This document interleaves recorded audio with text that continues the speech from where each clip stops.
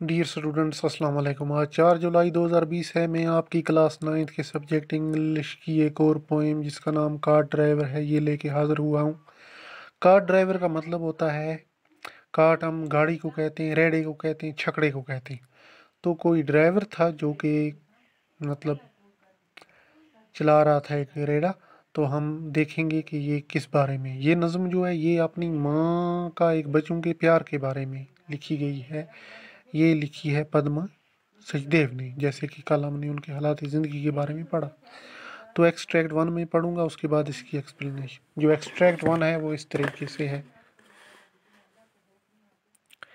In the fearful silence of the forest, I hear the sound of paws of a careful bulbul out in the night, shaking the feathers on its head to find food for its 4 little ones hungry in the nest.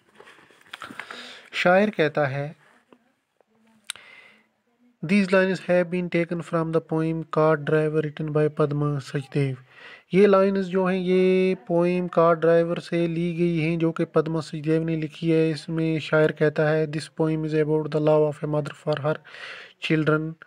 तो ये नज़म में अपनी एक माँ का अपने बच्चों के प्यार के बारे में है। Poet says there is silence in the forest. Poet कहता है कि एक जंगल है जहाँ पे सन्नाटा है, वहाँ पे बिल्कुल खामोशी है।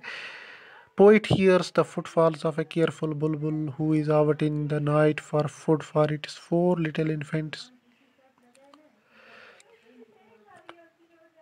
तो शायर कहता है कि एक बुलबुल है जो कि उस जंगल में है, उसके 4 बच्चे हैं, वो अपने 4 बच्चों के लिए खुराक लाने निकला है। Who is out in the night, जो कि रात को बाहर है अपने बच्चों की खुराक लाने के लिए।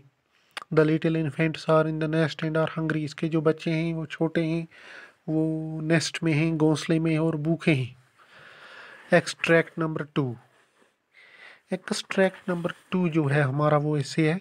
Moving slowly afraid it's years prick to pick some sound somewhere with a grain in its beak. It hastens to the nest.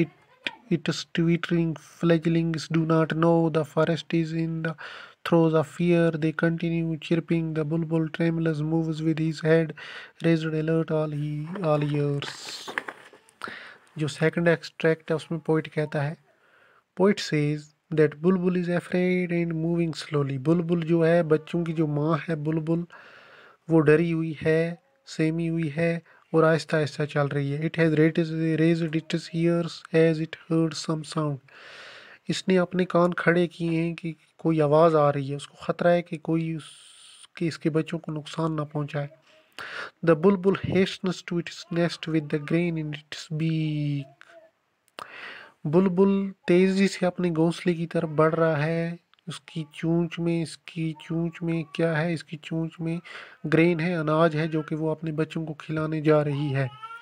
It is young ones are twittering in the nest. इसके जो छोटे बच्चे हैं, young वनस हैं, वो चहचहा रहे हैं, वो आवाज़ निकाल रहे हैं, अपनी माँ को पुकार रहे हैं। इन don't know that the forest is in danger. और उनको पता नहीं है कि उनको क्या ख़तरा है, उनकी माँ को क्या ख़तरा है, दरख्त क्या कहते हैं, जंगल को क्या ख़तरा है। तो बच्चों को इस बारे में कुछ भी मालूम नहीं।